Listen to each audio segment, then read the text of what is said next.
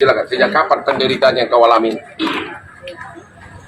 Ya pasti saya ingin mengucapkan terima kasih sama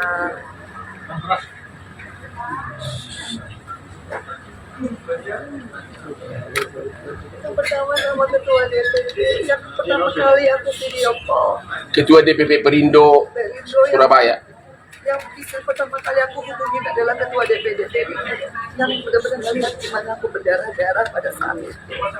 Kalau enggak, beliau ngangkat telepon aku udah nggak tahu apa yang terjadi sama aku. Kedua, aku juga terima kasih sama teman-teman Kapolres Kediri yang dari awal aku belum ada pendamping hukum, aku bikin BAP. Ngadu sendiri, datang sendiri, tertati-tati kesakitan. Benar-benar secara profesional aku diproses. Kemudian kepada teman-teman dari Polda Jawa Timur, Bapak Kapolda, semua Bapak, termasuk Bapak Dirmanto, Bapak Tony, Bapak Toto, Bapak Hendra, Bapak Suwancono, Bapak Ibu Masita. Akhirnya aku bisa speak up. Apa yang penderitaan aku 3 bulan yang aku selama ini, benar-benar aku bingung mau ngapain, mau ngomong sama siapa. Tapi qadarullah, dengan ada peristiwa berdarah itu akhirnya aku bisa dengan berani aku mengungkapkan bagaimana penderitaanku secara serius yang selama ini aku ingin banget mempertahankan perkawinan, tapi aku udah nggak bisa dan nggak sanggup lagi. Juga sama mama juga masih banget, sama adikku, sama bapakku, sama anak-anakku, saya telah Mbak Vena, tanggapannya terkait permintaan maaf Ferry? Kita proses hukum dulu, lihat dulu nanti jawaban dia. Mudah-mudahan dia datang hari Senin, itu aja dulu. Ya, kita belum bisa komentar apapun sekarang. Gugatan cerai, Bang. Kenapa? Selain upaya hukum lapor pidananya apa yang dilakukan? Katanya pernah kamu telepon saya mau gugat cerai, bener nggak? Saya memang merasa ini udah cukup, kekerasan ini udah cukup. Saya cuma pengen fokus sama pekerjaan saya, sama anak-anak saya, dan insya Allah pulang dari Jakarta saya akan bercerai. Mbak Vena, apakah mengalami trauma hingga saat ini, Mbak? Saya sangat trauma. Sebetulnya saya sebelum berangkat ke Kediri, saya sudah asam lambung. Saya sudah ingin mengakhiri, tapi saya nggak tahu karena sebagai perempuan saya selalu ingin mempertahankan perkawinan. Saya selalu ingin mencintai, menghargai suami saya, makanya ke dapil pun saya bawa. Tapi saya nggak mengira di dapil saya itu aku berikan ke diri yang mestinya saya bisa berkarya buat masyarakat. Tapi disitulah saya mengalami KDRT berat. Disitulah saya sebetulnya merasa ini sudah Allah melindungi saya. Karena kalau tidak pada saat itu saya bisa video call dengan ketua DPD dari Perindo dan tidak segera diangkat karena live video call itu memperlihatkan bagaimana saya berdarah-darah. Mungkin pada saat itu saya udah nggak selamat. Jadi di BAP, Ibu Vena ini cerita bahwa dia sudah stres itu sudah hampir 3 bulan, bukan ya, ini hanya pemicu terbuka borok tersebut. Ini Klimaks dari semuanya. Mbak Vena sebelumnya nggak tahu kalau perilaku Bang Ferry seperti itu. Saya mau tanya, saya kira kamu cinta pertama, ternyata ini sudah wanita yang keberapa dikawinin? Berapa? Keempat. Aku baru 1. Ya jadi rupanya sudah kamu ada cerai baru kamu dikawin yang keempat. Sudah 4 wanita gitu. Iya. Apakah sebelumnya terjadi kekerasan seperti ini, Mbak? Di awal pernikahan? Apa pengakuan istri sebelumnya? pengakuan istri yang terakhir, Mbak Alia, kemarin juga sempat memberitahu saya sebelum saya menikah. Tapi saya tidak pernah menggubris karena saya merasa saya mencintai Ferry apa adanya dulu. Dan saya menerima segala konsekuensi dari segi pekerjaan dia, dari segi penyakit dia. Apa yang kamu dengar? Tapi kalau dari terakhir, dari istri yang terakhir, Yang keberapa itu? ketiga. Yang ketiga. Dan dia memang menyebutkan kalau mungkin bisa dilihat juga di beberapa tayangan bahwa memang perilaku kasar, secara verbal, membanting-banting barang, kemudian membanting istri, yaitu Tapi kalau buat saya sekarang, alhamdulillah saya sudah mendapatkan keadilan saya. Saya akan terus berjuang karena saya tidak mau lagi kalau saya aja yang bekerja di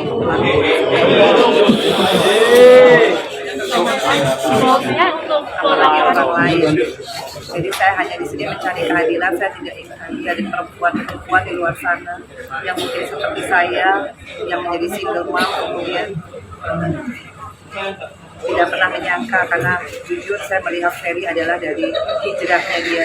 Jadi saya pikir masa lalu dia tidak pernah saya menjadikan saya mundur pada saat itu, meskipun beritanya jelek. Tapi saya yakin kalau dia memang benar-benar berhijrah. Pada saat saya berdarah-darah, usia dia tidak pernah menghalang-halangi saya untuk saya meminta bantuan. Saya waktu itu berdarah begitu banyak, saya mau ambil handphone saya ditaruh. Saya mau ambil telepon hotel, telepon saya ditaruh. Kemudian saya berhasil keluar. Qadarullah Allah yang membuat saya bisa lari sedemikian kencang. Saya keluar ke koridor hotel. Saya minta tolong.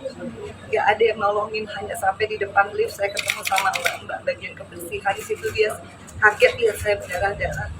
Dan memang pada saat itu Ferry menyuruh mbaknya mundur, makanya mbaknya mundur. Tapi sebelum mundur saya udah bilang, mbak tolong panggil polisi, Habis itu saya kembali ke kamar, saya ingat saya ngambil HP yang salah, yang nggak ada WhatsApp.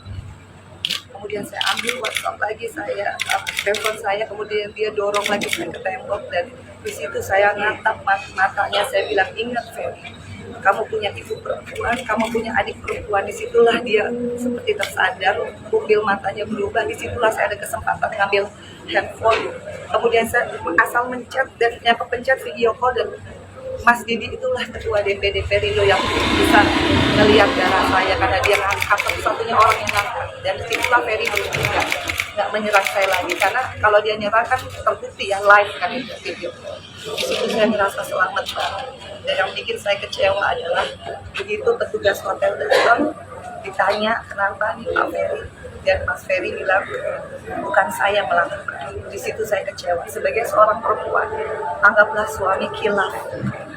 Tapi kalau dia sayang sama istrinya, dia melihat istrinya berdarah-darah, dia tidak akan menghalang-halangi. Kalau perlu dia minta tolong ambulans kayak dok, tapi di sini saya dihalang-halangi.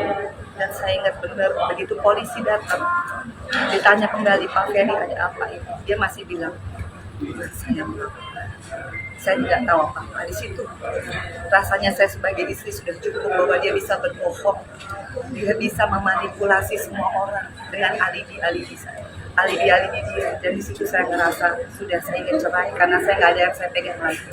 Kalau seorang imam sudah bisa berbohong, dia tidak punya prinsip dalam hidupnya, apa yang saya bisa pertahankan? Kecuali saya mencari keadilan di sini, di kepolisian. Kecuali saya juga melindungi karena saya nggak mau mati konyol. Dan kecuali saya harus benar-benar bisa memberikan satu pembelajaran bahwa perempuan harus nikah. Apapun itu, sesedih apapun. Itu sudah jadi komitmen saya. Terus ini banyak wartawan nanya ke saya, apa sih penyebabnya? Jadi tolong klarifikasi. Apakah benar penyebab pertengkaran itu belakangan ini terutama dia tidak bisa kasih nafkah? Dan walaupun tidak kasih nafkah tapi masih ya sangat sering minta hubungan apa itu namanya tuh? Aku kurang ngerti hubungan apa itu? TikTok. Ya. Terus juga mulai cemburu gara-gara dia sudah mau ikut terjun ke politik karena bakal ketemu cowok-cowok yang pakai berlian seperti Hotman gitu loh. Ya. Apakah itu? Jadi ada rasa cemburu dan juga dalam keadaan kamu stres sudah begitu tapi masih tetap mau dong mah gitu ya. Ya, jadi sebetulnya 3 bulan terakhir saya memutuskan kembali ke dunia politik. Ya. Dan disitulah pemicu cemburunya berlebihan. Seperti saya telepon ketua DPD, which is itu laki, dibilang saya tidak ngerti marwahnya sebagai istri. Mestinya saya menelpon. Tapi saya selalu bilang nggak mungkin karena ini dapil saya. Tentunya saya yang paling tahu bagaimana saya mengkoordinir struktur partai saya. Itu menjadi pemicu. Itu yang terjadi di tanggal 8, di mana pada saat saya mau beraktivitas, saya masih mau bekerja untuk rakyat. Bukan saya melakukan hal yang negatif. Tapi beberapa jam sebelumnya saya selalu diganggu hanya urusan saya tidak bisa melayani masalah hubungan suami istri. Gimana? Diganggu gimana? Jadi diganggunya memang Diminta gitu. pada perjalanan Jakarta ke Diri 12 jam itu Ya. memang dia sudah menerima bahwa saya minta pacaran, tapi saya bilang Arti pacaran apa tuh? hubungan suami istri. Oh. Tapi saya sudah bilang, sudah 3 bulan terakhir ini dari 9 bulan perkawinan saya sudah tertekan, makanya saya asam lambung. Saya berangkat itu dalam keadaan saya asam lambung, saya muntah-muntah nggak bisa makan. Saya bilang iya Bi, kalau saya sehat pasti saya iya. Tapi nggak taunya begitu sampai di Kediri jam 9:30 saya ketiduran karena saya minum obat lambung. Jam 3 memang itu dia berusaha lah gitu, berusaha lah Untuk untuk melakukan hubungan itu. suami istri lagi. Tapi saya kan nggak mau, saya tarik lagi karena saya capek, saya mau kerja besok pagi saya udah janji ke Tulung Agung dengan teman-teman struktur dan masyarakat. Akhirnya saya tarik lagi, tentunya jam 6 pagi saya bangun, saya dikirimin link. Kan begitu, kalau nggak keturutan, ada link-link saya mungkin dulu nggak berhijab pakai baju olahraga, itu disindir lah, inilah dosa jariah, perempuan harusnya nggak begitu. Jadi saya terganggu, itu sudah sering kali. Ya saya bilang, apalagi, itu kan saya belum berhijab. Sekarang saya sudah berhijab, nggak mungkin saya melakukan itu. Akhirnya kita ribut, debat, kita ribut. Akhirnya itu dia towel semua organ-organ saya dan dia kasar lah, dia bilang, saya hanya cuma mau ini aja susah banget. Oh, Ya itu begitu memang. Akhirnya saya bilang, saya mau kerja. Akhirnya kita ribut sampai akhirnya dia meluk. Dia kan begitu. Kalau saya sudah speak up, saya bilang saya harus kerja, dia meluk. Ya, saya minta maaf. Habis itu jam 7 saya lagi dandan.